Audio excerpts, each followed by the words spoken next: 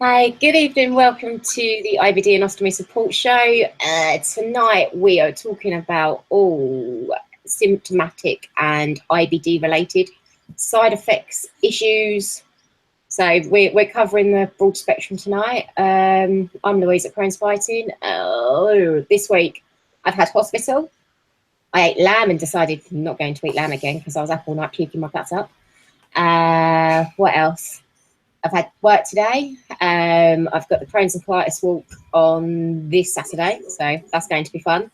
Up in London, so yay. But apparently they've stepped up security for it. We've had emails for it, so yay and yay.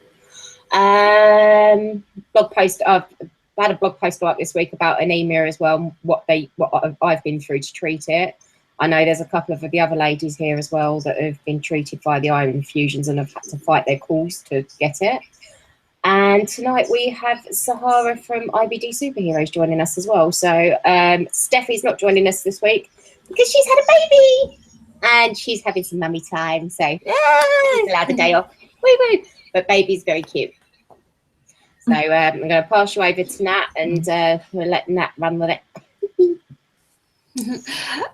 Hi, I'm Natalie, the Spoonie Mummy. I've had a slow week, been quite fatigued. I've been suffering with really bad headaches, and I'm not sure whether it's to do with my hay fever, because that's been really bad, or whether I had a bit of sinusitis, which I get quite a lot.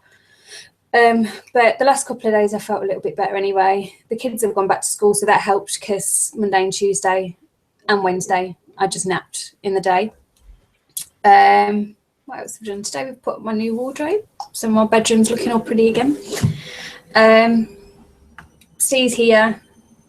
He had a couple of hospital appointments this week and they went pretty well, so we've got a good plan in place, so that's good. And that's about it.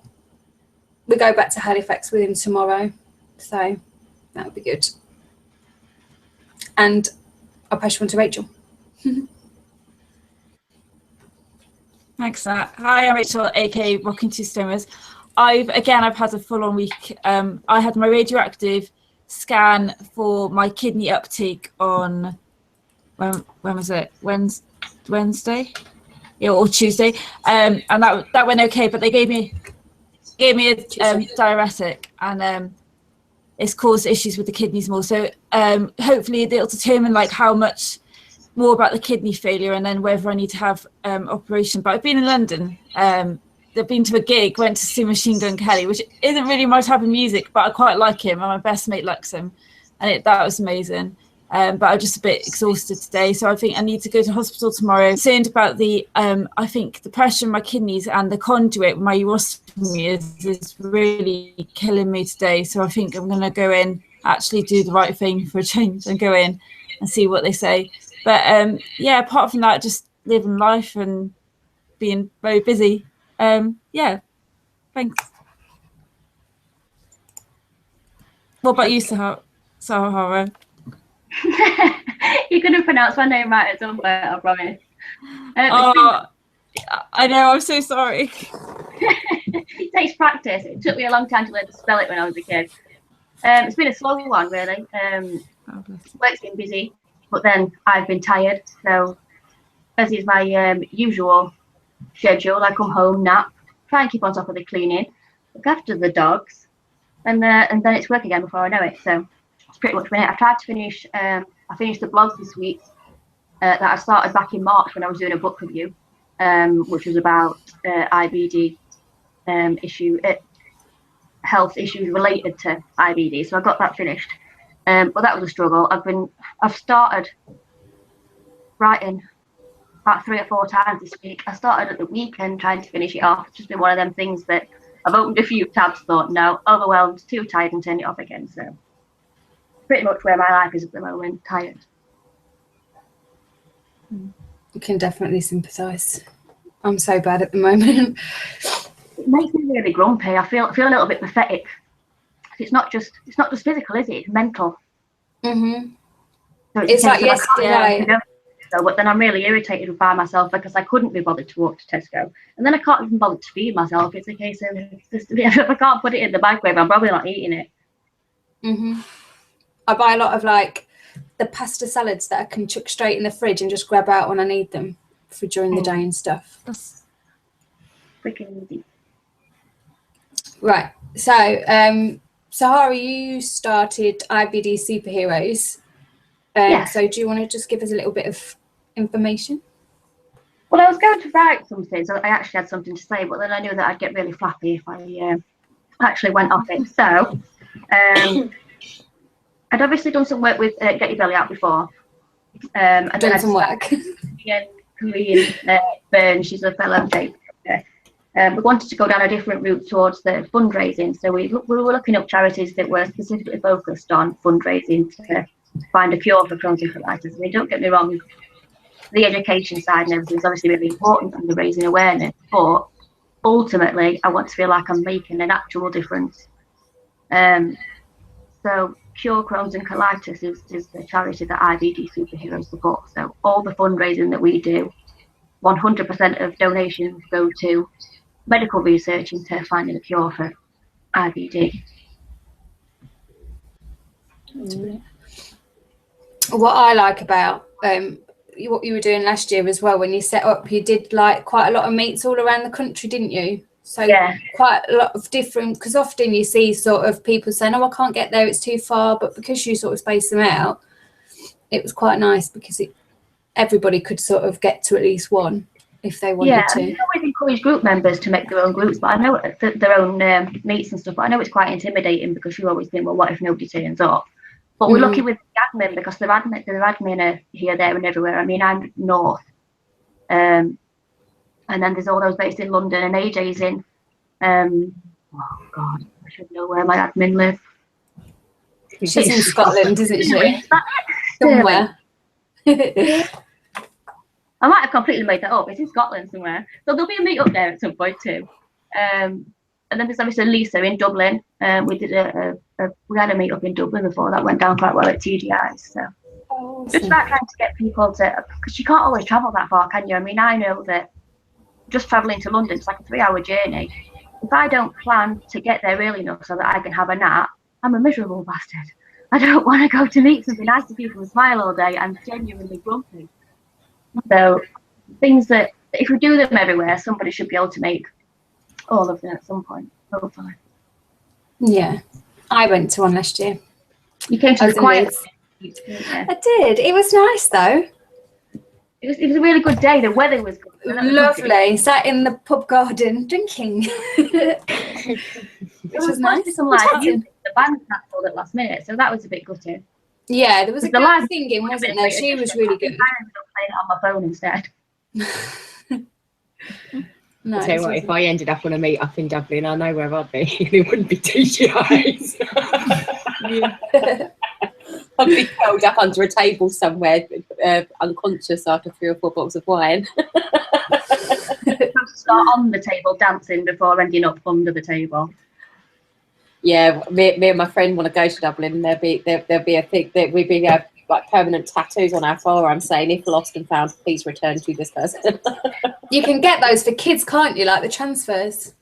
Yeah, well, I think we need adult ones. Perhaps you get your microchipped so it's there forever. Yeah. Oh God, no, because then people could track me when I didn't want tracking. So obviously, leading on to where everybody says with tiredness. So, what do we class the tiredness as? Do we class it as fatigue? Do we class it as we feel lazy? What do we class that as? We think I used to. Sorry. Go on, Nat. I was going to say that I know a lot of the time I used to class it as lazy because I think it didn't help that I was in a relationship where I was made to feel that way. But sort of the last, probably since my operation really, and when I got really poorly before my operation, I've realised it's just a case of listening to my body. Fatigue is something that happens when you've got IBD. I've got arthritis as well and other stuff going on. So I tried to give myself a bit of a break now and think if I'm tired and I need a nap, I'm going to go and take one. Yeah, I do that. I did that just before the show. I was very, very cranky. I've had a shit week. I feel like crap. and I've not really been sleeping because I've had work. I've been looking after my nieces and nephews, obviously my own child. So I got to after tea tonight at about 20 to 6. And I was like, stuff this shit, I'm going to sleep. And I did. I woke up at 10 past 7. I was like, shit, the show starts in 50 minutes. But you don't find that sometimes you can have a 20-minute nap and go better than if you've been asleep for the last hour and a half. Because if I sleep for an hour and a half, I'm groggy. But sometimes 10, 15 minutes, I wake up and I'm like, ooh. Yeah, I'm the same as that. I read somewhere that you're supposed to nap in blocks to get through certain sleep cycle. You either supposed to have half an hour or then go to like an hour and a half or 2.5 hours or something like that. Yeah, you could do that a full sleep cycle, but that's assuming that everybody's sleep cycle is the same, because mine isn't. Like, it's very rare that I actually get to the deep sleep stage, so. Yeah, we all witnessed what you sent to us the other day with your sleep chart. Yeah, most of the night that was awful. Does anybody find though that with the fatigue we get insomnia as well? Do you find that if we've slept in the day because we've not slept 2 or 3 nights before, then all of a sudden you take your pain meds and you settle down in bed and your body goes? Yeah. No. Yeah. But I don't Mine's think a combination of pain and steroids, and like you say, sometimes when I've not slept and I've caught up with a nap, that sets me off. Yeah, steroids are always a major issue with sleeping, aren't they? Mm-hmm. But you don't particularly feel that tired a lot of the time when you're on the steroids and not being able to sleep, because it's like a buzz of energy somewhere behind. Boost. Yeah. Not that I'm saying anyone should take steroids. Going back to the fatigue. That would be a lie.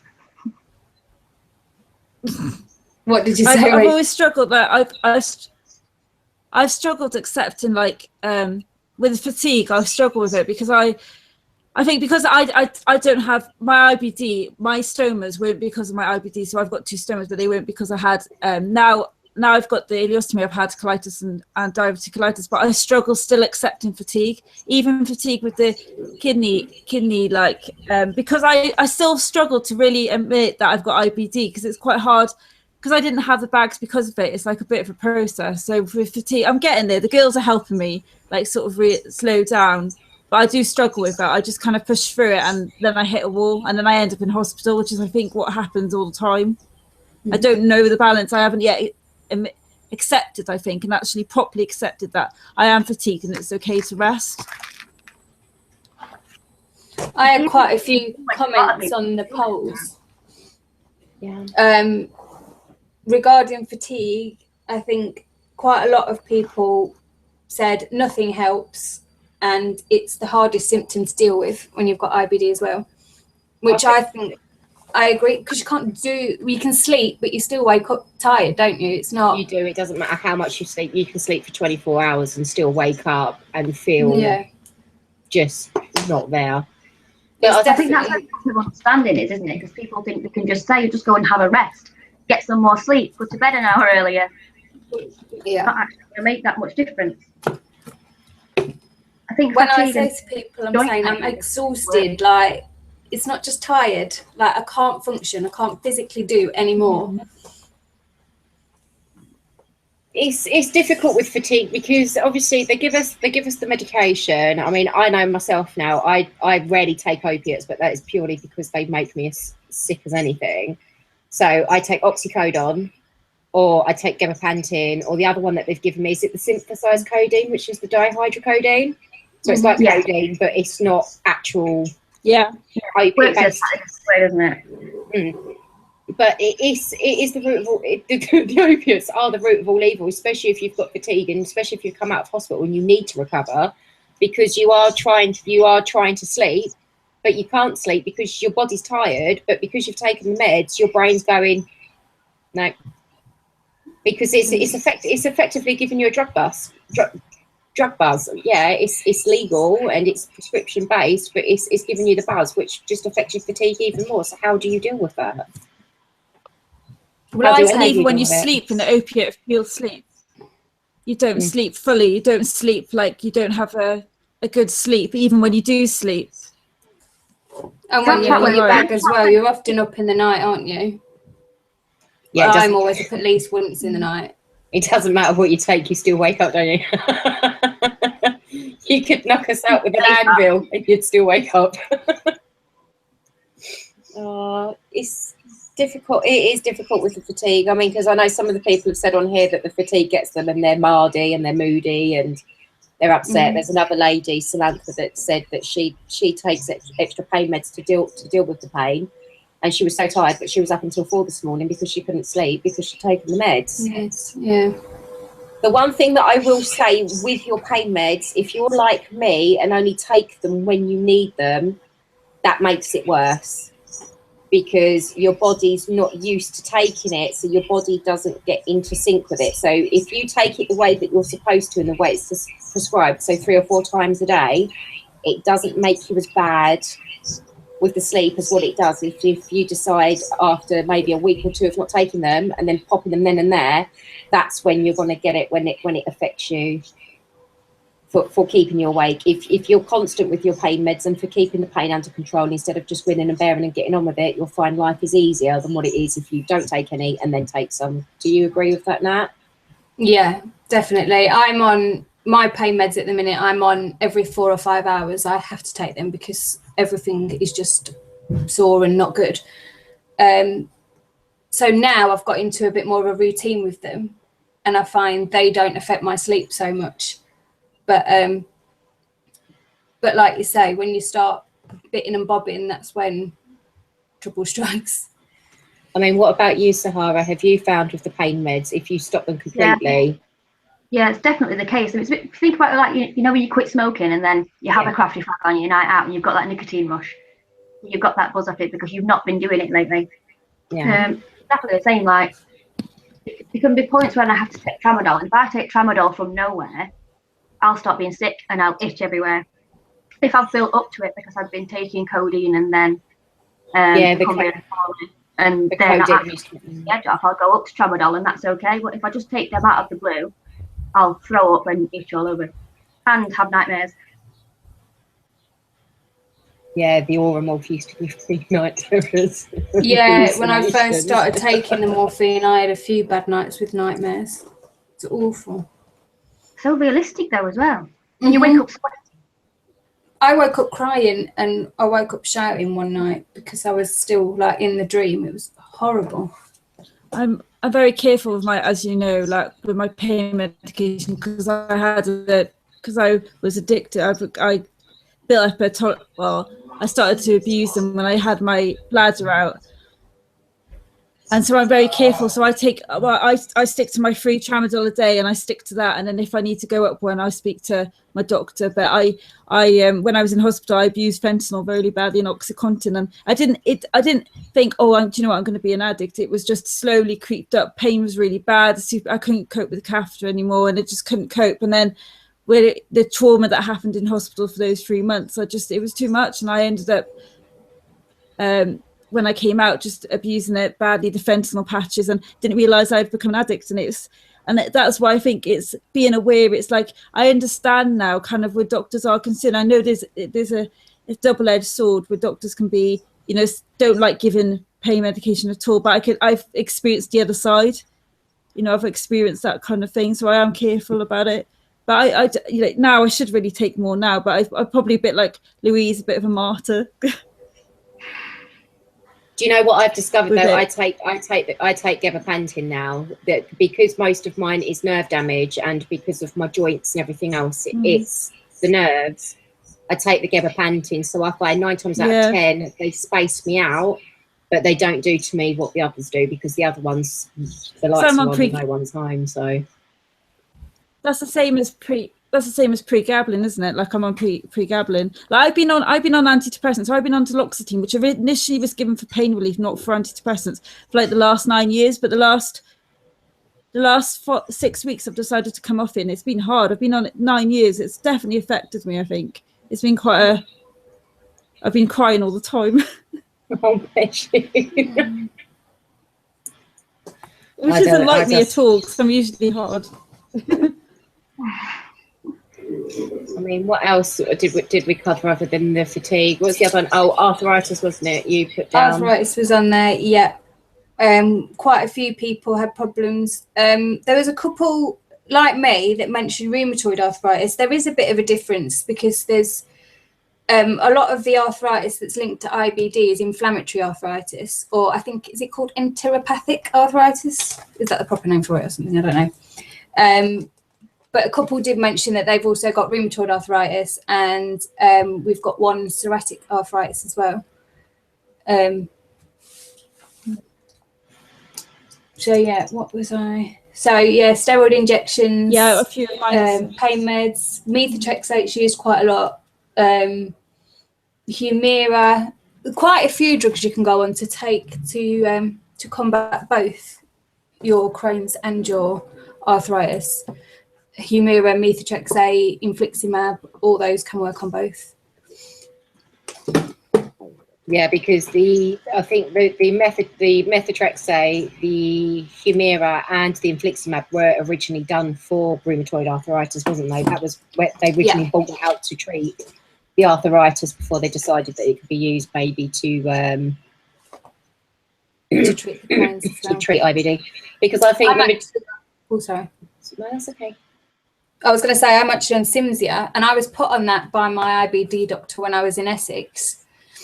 Because he'd heard good things about it treating Crohn's, and it did work for arthritis, but it didn't work for Crohn's at all. Now they've discovered it doesn't work for Crohn's, but I am going back on it because it works so well for my arthritis, and we're looking at other options with my Crohn's now to see. I'm on my methotrexate as well, which at the moment isn't doing too badly at keeping it at bay, but it may be a case of going on something else as well, as if the Crohn's starts rearing its ugly head again. I think all the arthritis that's deemed and classed under the IBD umbrella is osteo-based arthritis, isn't it? So that's osteoporosis. And there's osteo as well. Osteoarthritis. Often from steroid. And that's all from treatments. Steroids, because that's why I've got the osteoarthritis in my hips, is because of the amount of steroid abuse. Well, what I would class as abuse, they don't. They class it as treating your illness, but I think the majority of IBD related is normally osteo-based. And what's the other one as well? Is it osteopenia? Osteopenia. That's what I've got. They told me I got that a couple of weeks ago. That's basically the precursor to osteoarthritis. So my bones are weaker and thinner, but they're not quite as bad to be classed as osteo yet. Osteoporosis, should I say? I don't know, because when did I have my diagnosis? In the skin from steroid use. Pardon? Do any of you find that you've got thinner skin from steroid use? No, I've always had quite good healing skin. Oh, really? I take a long time to heal, so cuts and stuff. But other than that, the stuff that I suffer with, which is Crohn's related, is skin issues. So I've got like, it's eczema, but it's like blister eczema. It's not the skin. You actually get like little bubbles of blisters on the palms of your hands, and I get it going up the tops of my arms, and I have to treat that with oh god, my cream is somewhere. Is it Emavate? It's like a petroleum-based steroid cream that I have to use to treat it. And what happens is, when the blisters start going away, I get dry, flaky patches of skin, and it all peels off and it heals, and then it comes back. But that's just something I've dealt with for a while. So. And that's Crohn's related, isn't it?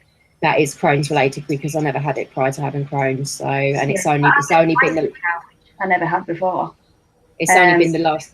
Sorry, Sahara. It's only been the last 3 years that I started to present. So. Yeah. So I think it's only been the last couple of years that I've started getting psoriasis. And the last time that I was treating the psoriasis, I ended up with the steroid-induced rosacea on my face, which was all lumpy, bumpy, tiny little white heads. It looked like I'd got major sunburn on my face. And that was from steroid use. But it took weeks and weeks to diagnose myself and for the doctors to agree before we actually managed to get rid of it. But obviously, as it had been flaring up, and at the beginning it looked like psoriasis. So because I've not been seeing a proper dermatologist, I've been seeing a GP, and a different GP every time. It just kept prescribing more and more steroid creams, which were what were actually causing it in the first place. Making it worse. That was fun. Sometimes the steroid creams don't always help, do they? To be perfectly honest with you, they can sometimes they exacerbate the symptoms more than help. I mean, I think I find is it Epiderm? This like double base cream that you get in a massive great big pot that's like £13 for boots. That's good because it's not got anything in it that's gonna react with whatever's going on, and that's helps. What, yeah, I mean, my little one Riley has eczema and he has Epiderm for normal day-to-day moisturizer. Occasionally he's had to have steroid cream just for a few days to sort of clear up a bad flare, but that Epiderm is really good. And then what was the other one? Problems with eyes. How many of you have had issues with your eyes? I know you have, Nat. I'm like, yep. To be fair, my rheumatoid arthritis was diagnosed when I was 15 months old. My eyes were diagnosed at 7, and my bowel problems didn't start till 8 or 9. My iritis is down to my arthritis, and it's a common thing when you get arthritis as a child to get iritis as well.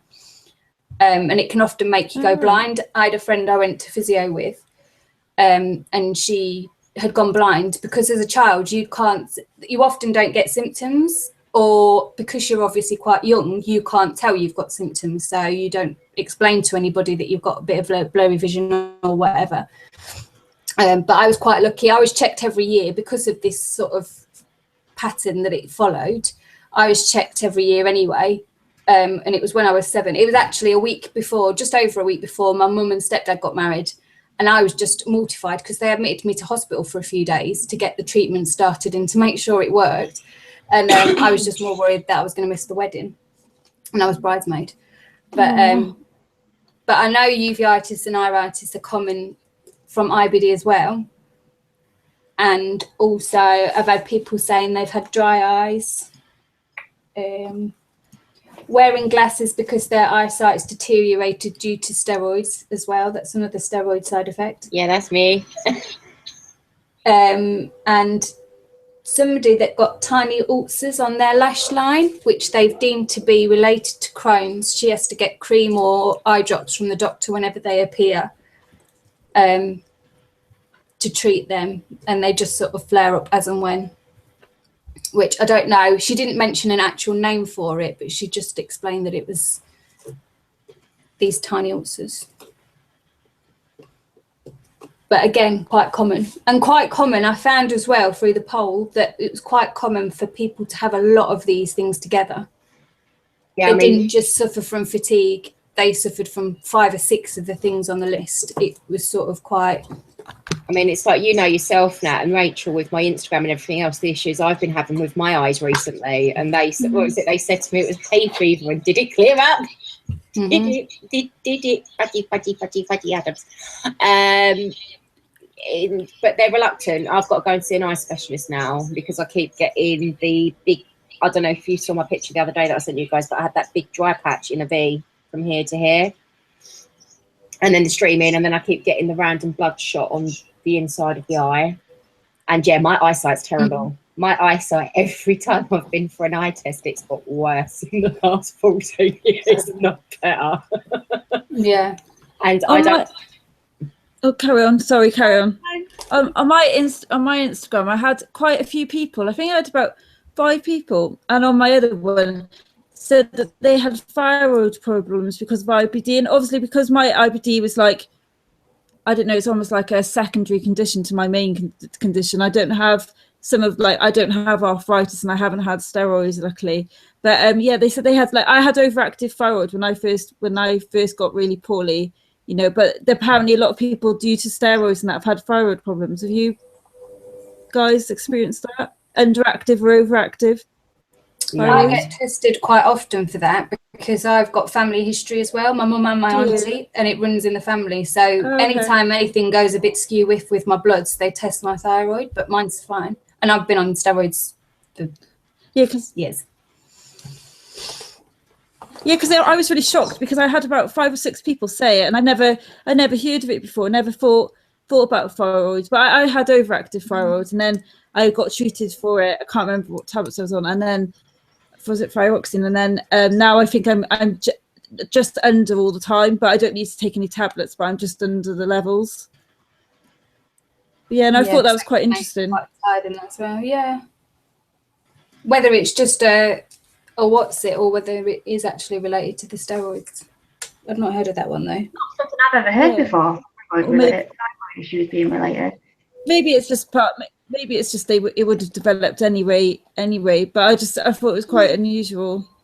I know. To be fair, it is one that when your immune system's down. Yeah, it is one they straight away test me for every time something goes a bit off. Okay. So maybe it is that it's linked to. That's good. A diagnosis or my steroid use. I mean, has anybody experienced, you know, we were saying about the eczema and everything on the hands. Has anybody experienced with like a pus build-up on the side of their fingers when they're in a flare at all, or heard or had anybody come to them about that? No. Sorry, Jamie. We'll have to look into that one for you. But what else?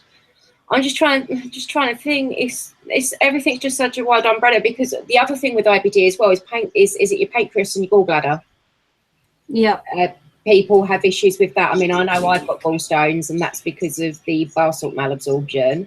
So I have to have regular MRIs for that, just to check on the gallstones.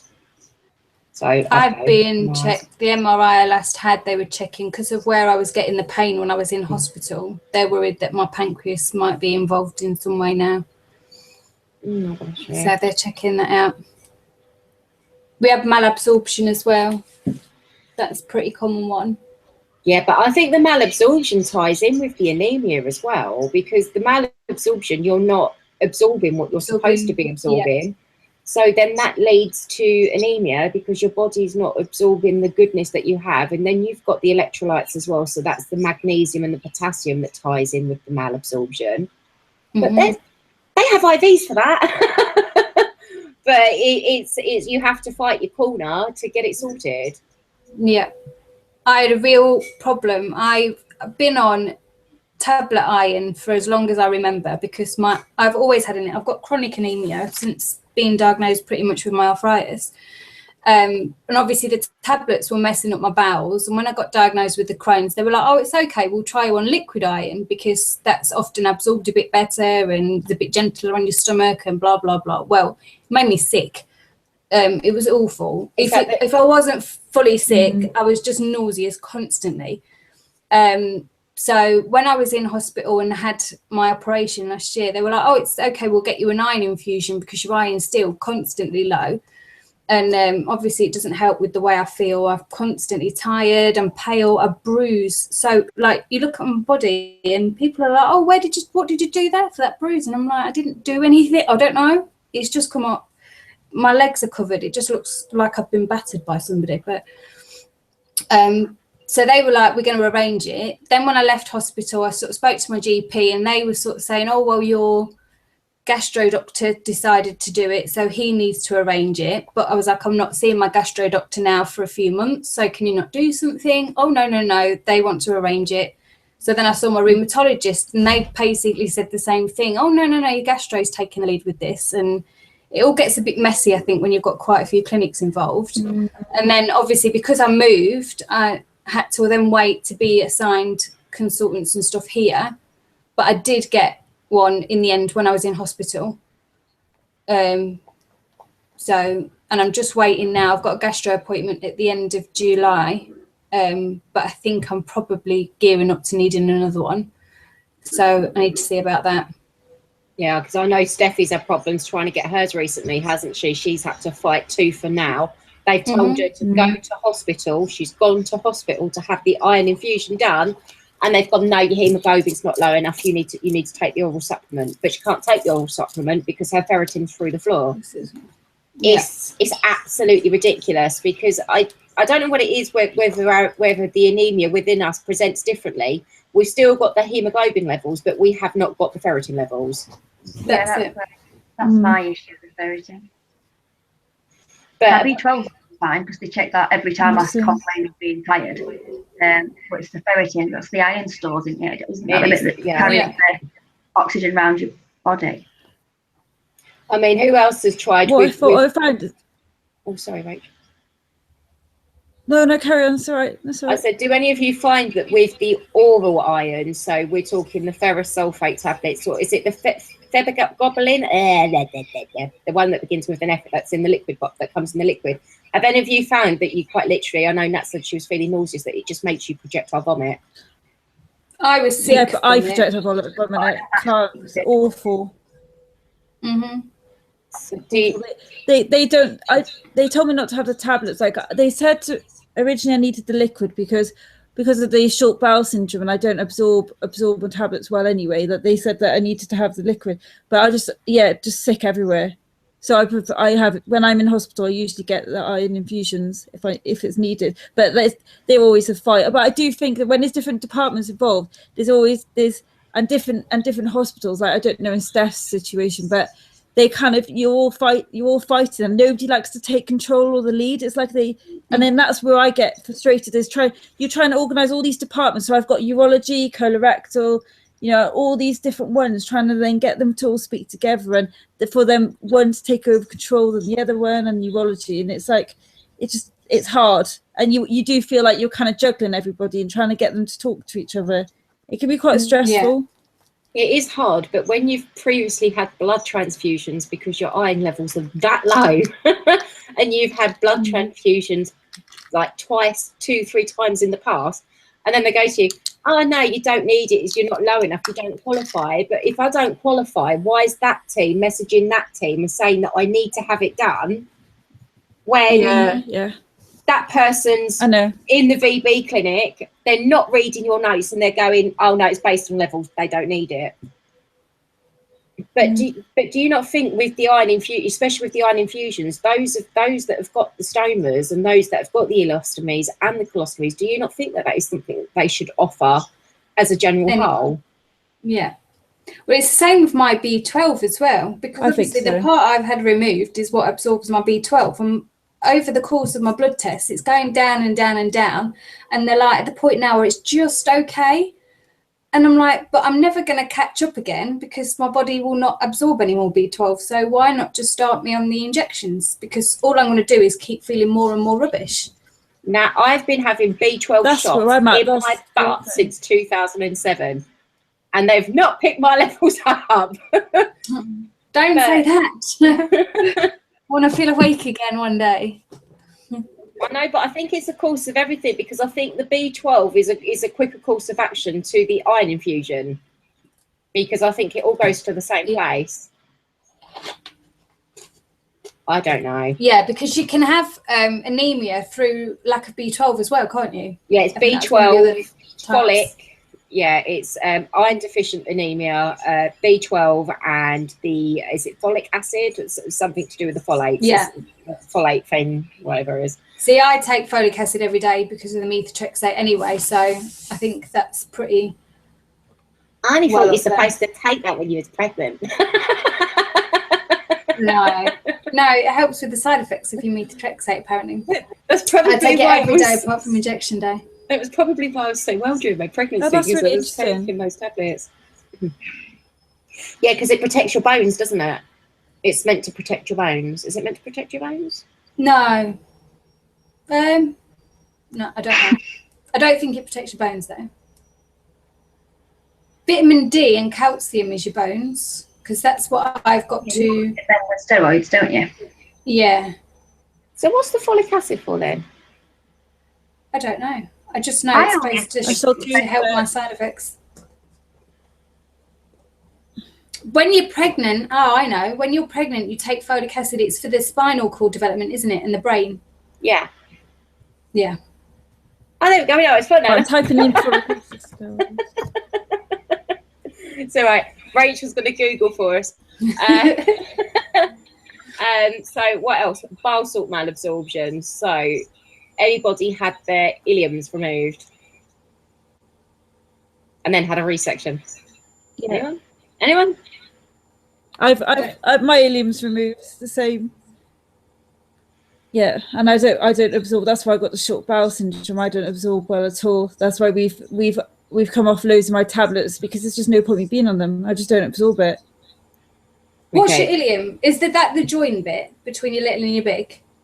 Yeah, it's called the terminal ileum. That's the bit I've taken out. It's how they differentiate between you having ulcerative colitis and Crohn's disease. Yeah, that's the bit they've taken out on me, as well as the bit each side. Yeah. Because anything after I think anything from the terminal ileum down is ulcerative colitis, and I think anything from the bottom past the terminal ileum up is Crohn's. Yeah. Basic layman's terms. But what bile salt malabsorption is, your body produces bile salts. So that's your liver, your stomach, it produces bile acid. And what happens in your ileum is your body then normally reabsorbs that and stores it, and it comes out the other end. When you have some of your ileum removed, dependent on what you've had removed, I can't be definite on this. Obviously, I had the diagnosis of bile salt malabsorption because of what I'd had removed. But bile salt malabsorption is where your body produces too much bile acid and bile salt, and your body doesn't absorb it, so it gives you permanent diarrhea. Now, there's meds to treat that. You've got colostogel, colosavolin. You have to change your diet. You crave things like salt and sugar. You also get water retention with it as well, because your body is flushing out everything. So with bile salt malabsorption, you can guarantee if you've got it, you'd know if you've got it, because you're spending like 20 to 30 times a day on the toilet, and everything that's coming out is yellow and it burns. So for those of you that read my blog with the Ring of Fire gif, yes, it's true. And that's laughing. But bile salt malabsorption, most of it is normally surgery related. You can get the bile absorption, but that's more related to IBS than IBD. So yeah, bile salt malabsorption is a fun one to get diagnosed, because it took them 2 years to diagnose me, and I had to have a CCAT scan, breath test done, barium X-ray, MRI, CT scan. I've had a couple of people say the same. See, I think this is what I have for that. Yeah, this is what I have. I think I have, and they've said to me they think it is, but they won't actually give me the diagnosis for it. But it's been mentioned the many times I've been in hospital, bile salt absorption. They can do it with the. But they said there's no point you give me anything because it won't work. Yeah, quite a lot of people manage it by diets, because they said to me that either the medication wasn't offered or the medication didn't work. No, what happens is with the bile salt malabsorption, because everything goes through you so quick, the meds work for a short period of time and then they don't work no more. They start wearing off, and then you have to take more and more stuff to stop it. So I think at the time when it was really, really bad, they had me on codeine, they had me on the colosavolin, they had me on the colostogel, and there was like this sachet stuff that I used to drink that used to turn into a gel in the water. I used to have to drink that as well, just to try and bind me up, and it didn't work. It did for a short period of time. I think with me, I think it worked for about 6 months, and they kept upping the dose, and it didn't matter how much they upped the dose, it just didn't work in the end. So it's why I ended up with the permanent ostomy along with the Crohn's guy microscopic. It couldn't be reversed because it was surgery related, so I had to have surgery to rectify the first mistake.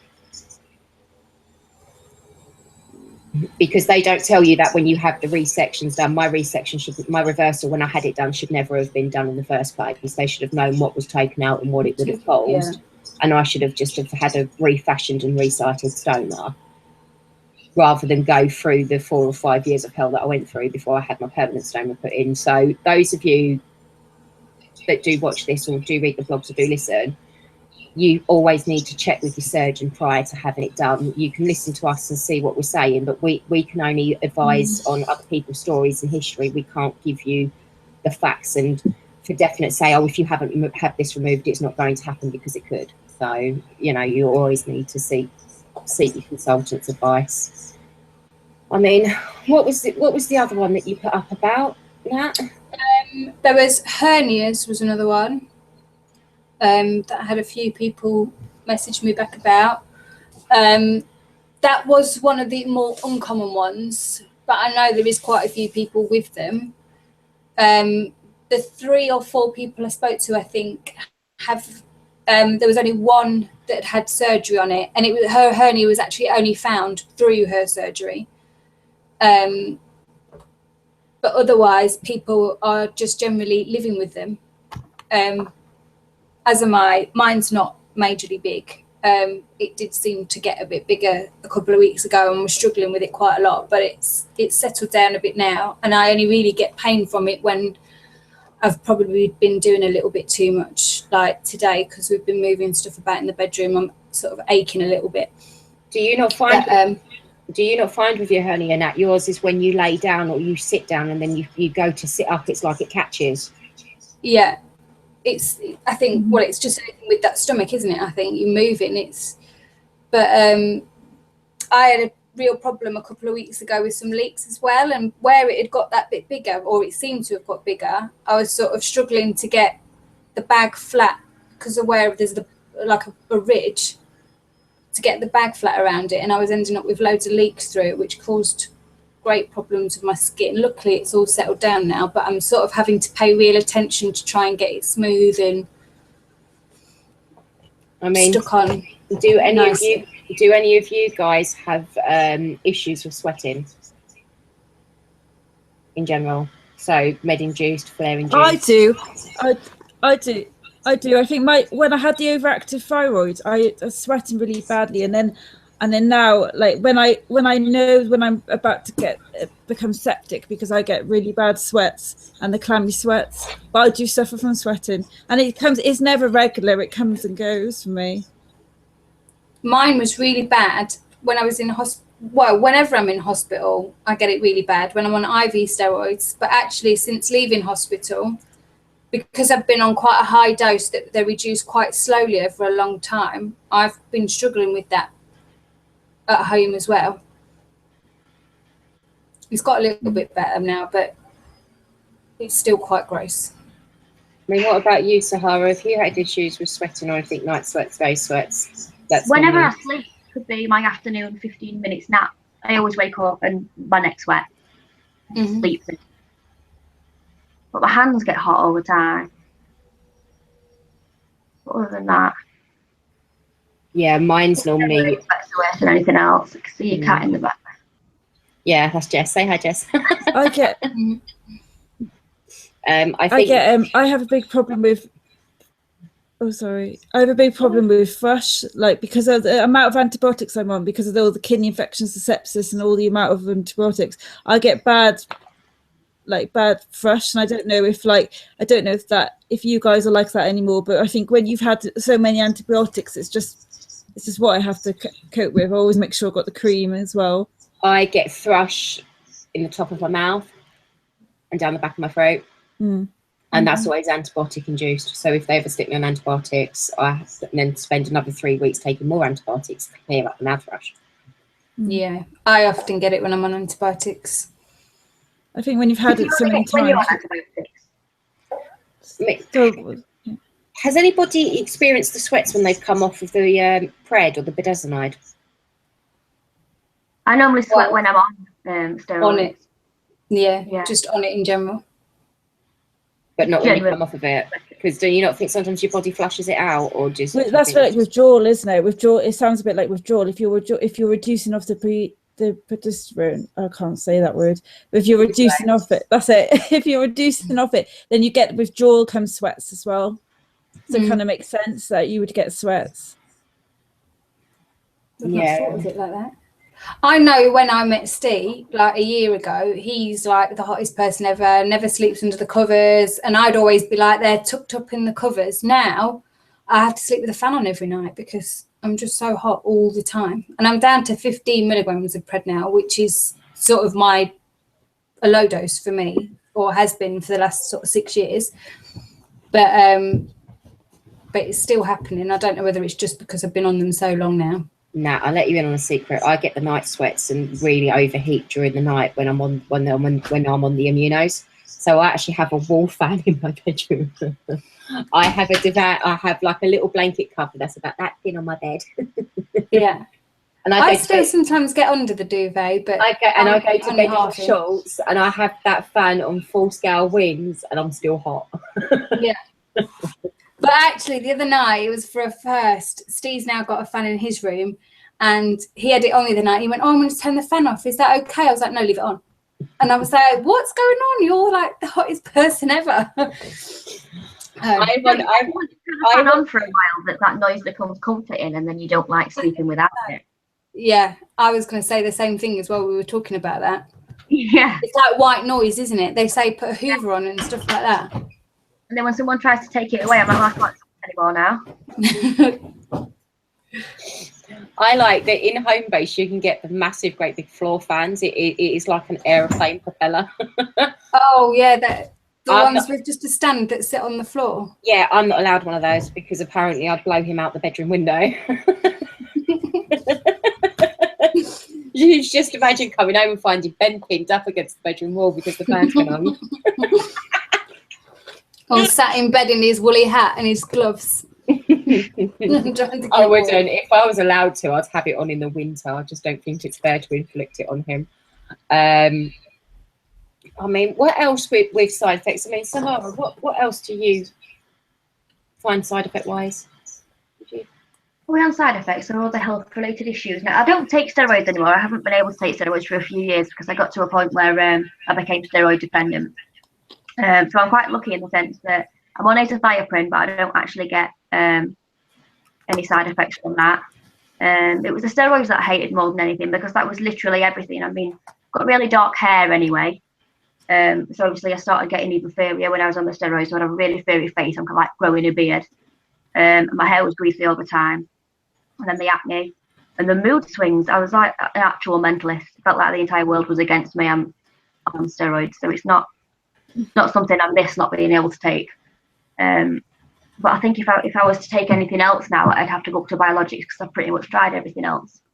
But of course, with having no colon, most people would tell you that I'm cured now. Ulcerative colitis and removing your colon means that you're suddenly cured. But nobody takes into account the fact that all these other IBD health-related health issues they're still there regardless of whether you're physically learning your testes or not. And I think that's one of the biggest things that people don't understand. I think the thing is though, with some people when they have the ops, the operations are done, especially within such a quick time of being diagnosed. I think they class you under an umbrella term. They don't give you a definitive diagnosis unless the ops are planned, say 10 years after you've been diagnosed, when they've made the official diagnosis, compared to having it done. Because I don't think enough about ulcerative colitis is known. More is known about Crohn's because Crohn's is always there regardless of the surgery, whereas they class you with UC as being cured when you've had the op done. And there's still all the intestinal manifestations there, regardless of whether your colon's gone or not. But I've got a J pouch now, and I think it might have been Steffi actually that spoke to me, because I've got ulcers in my J pouch now, which makes no sense to me because the colon's obviously gone. So as far as I'm concerned, the J pouch that's made out of my small intestine shouldn't have ulcers in. But you send an email to the IBD nurse who just comes back with she doesn't really know. But it seems that a lot of specialists, a lot of teams tell people different things. Steffi's been told that essentially it then becomes the colon, the J pouch becomes the colon, which is why it could get ulcers in it. But most of the people with the J pouch are under the impression that they shouldn't be able to have ulcers in it. Yeah, but if you've got ulcers, then that's a sign of active disease. That's my thoughts. I'm still waiting for the biopsies. It should be about a week. Have they hospital appointment last week, so I've got one at the end of the month. So I was about to say then. Because I was going to say that it would be dependent on the biopsy, because then they'll know like whether it's that or something else. Yeah. Well, there's a lot of people as well that are diagnosed with UC and then have the op, take the colon out. They think they're cured. But then actually found out they've got Crohn's, not UC, because it then starts spreading elsewhere, doesn't it? Quite scary how common that is, especially considering normally when you're first diagnosed with UC, they're telling you that they're sure that you've got UC. I mean, I was, they were only ever sure I'd got UC because that's the only place where the ulcers were. They were supposed to do some biopsies. I actually got sepsis, so I had to be reopened and cleaned back out. So they said that this was a good thing because whilst they were in there, they were going to take some bowel and do some biopsies on it, but they lost that bowel down the sink whilst trying to clean it. So we never actually had biopsies initially to confirm that it was 100% ulcerative colitis in the first place. Yeah, because when I had my diagnosis, I had scopes and biopsies taken both ends. I had a gastroscopy and a colonoscopy, so that's why I had a definite diagnosis. But mine's mine's penetrating Crohn's disease, so mine's not intent on staying on the inside of that; likes to move outside. But no, that's bad, and they need to check you, because for you to have ulcers, especially within a J pouch, that would suggest to anybody that's not completely insane or idiotic is that you still have active disease. Yeah. Well, that's what it says to me. It's the Do they first cause time you I've had issues, Sahara? Hmm? Do they cause you any problems? Like, does it cause like diarrhea? Like, are they causing you any issues? To be honest, this time I didn't really go because it felt inflamed or anything. Like I had pouchitis for a good few years. It was recurrent and it was chronic. I couldn't get rid of it. I only actually got rid of it after having a pouch rest, so I had a stoma back on for a while. But since then, November 2014, I've been doing pretty well. And it didn't feel like inflammation. The only place where I actually get pain is when my intestines twisted on the lead up to the J pouch. Actually been for the camera test in the first place, because I started bleeding, and I don't bleed. That's not a symptom of pouchitis. It didn't feel particularly inflamed. It was just that I was going more and there was blood in it.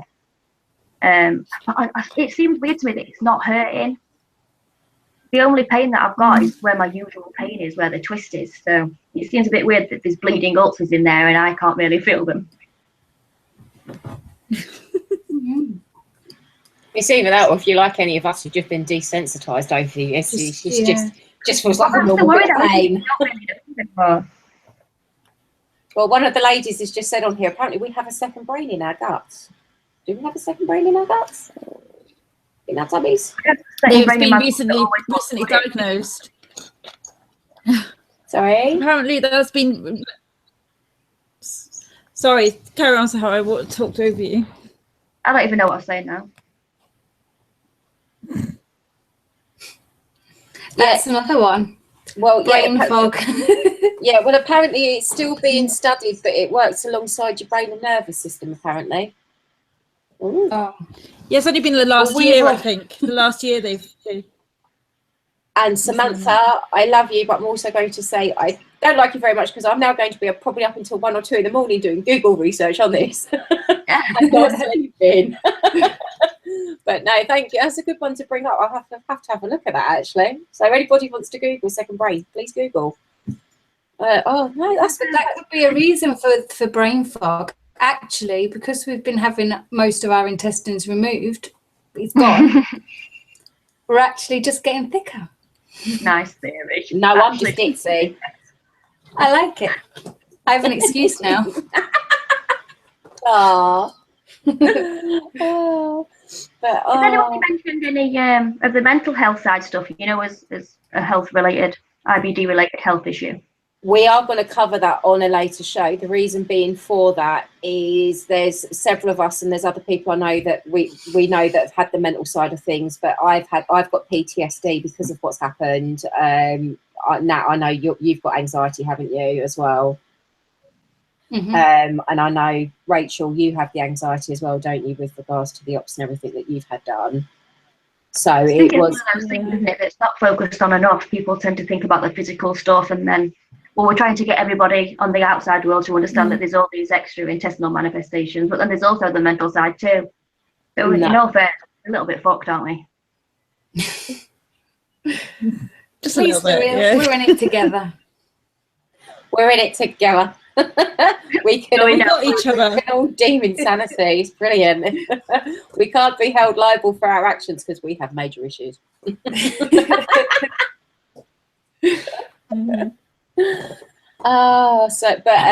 we will be covering the mental health side of things, because I know it was brought up by Lauren on a previous show, and saying that, you know, everybody that's had surgery prior to surgery or after surgery should have some form of counselling, because it's not offered. Yeah, it should be offered as standard, I think. It should be offered, because I agree. Especially for those that have had emergency surgery and have had a bit more of a traumatic time than people that have obviously planned and researched and everything else, because I think it's a lot for your brain to get over and for everything to go through. And people do have issues. I mean, I know several people that have come to me and said about anxiety, night terrors after the ops and everything else. But it's one of those ones where if we do it, we're going to have to cover it as a whole show, rather than just rather than just a small amount, because there's so many people's stories and so much sort of to look into and go through. But I mean, we could possibly have a look at having you back for that one, Sahara, if you're up for it. You think about it. Yeah, it just be about me all the time. I'll have this wrong and this wrong and this wrong and this annoys me. No, because at the end of the day, what this does, and I think what it does, it does help people to a degree, and it just gives people stuff that they can glean and then go and ask people about, rather than getting told this, that, and then going on. I mean, because we've got to wrap up for tonight. Jesus Christ, is that the time? I'm sorry, we've overrun again. So next week, we've had some of the viewers coming to us and saying that they want to hear about the options. So with like what we did to name or not to name the stoma, that is the question. We'll be talking next week about opinions on tube bath and shower with or without your bag on. So if you're anything like me and you want to Jason Pollock the bathroom, then no. I have cream bath mats that would drive my sanity to a new level of twitching.